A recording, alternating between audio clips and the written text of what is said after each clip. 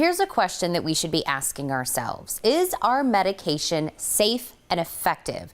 Well, Dr. Jennifer Miller, founder and president of the New York-based nonprofit Bioethics International, is here to make sure they are for our family with something called the Good Pharma Scorecard. Doctor, thank you so much for being with us. Thank you for having me. Can you kind of explain what the scorecard is and, of course, how it benefits all of us?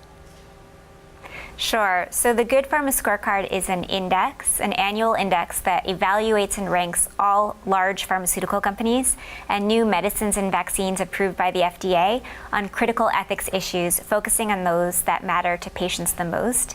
This year, the Good Pharma Scorecard evaluates the clinical trial transparency of new drugs and pharmaceutical companies. So as you may know, clinical trials contain all of the safety and efficacy information about new drugs. And so the scorecard aims to make sure that all that safety and efficacy information is in the public domain. So why is it that we're saying that that transparency is so important for everyone involved? So right now, we aim to have a evidence-based medicine. In order to practice evidence-based medicine, you need all of the evidence in the public space so that doctors can prescribe the right drug for the right patient at the right time. Additionally, innovation depends on clinical trial transparency. Scientists do a lot of their work by learning from what other scientists have done in the past. So they need to know what worked and what didn't work, and that depends on clinical trial transparency. So when we're talking about, having this information and knowing what the benefits are, what is bioethics kind of doing to maybe change standards or make sure that we're in that space where it is beneficial for everyone? Yeah, so this year we looked at the drugs that the FDA approved in 2014, and we evaluated how much of their safety and efficacy information was made public.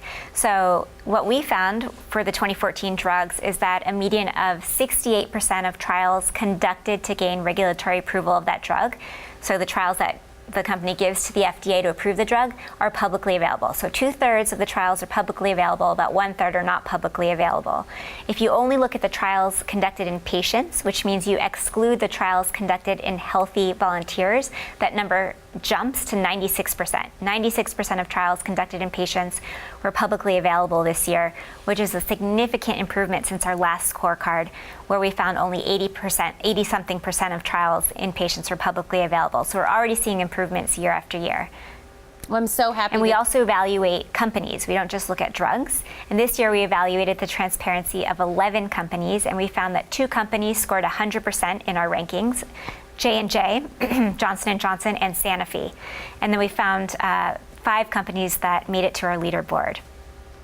Well, I'm so happy that the numbers are leaning the way we want them to be leaning. But in the future, I know we're already seeing some progress since the first scorecard until this year. Is there any plans in the future maybe to expand the scorecard?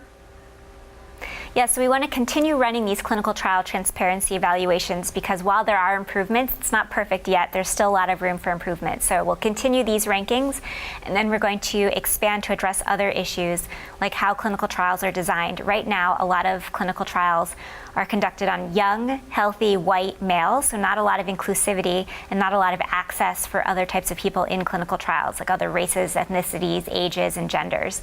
So we'll be tackling that issue next.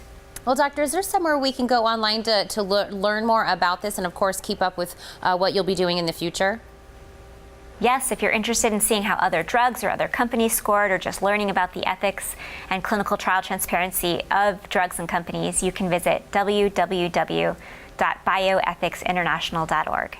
Well, I want to thank you so much for sitting down with me with this information today.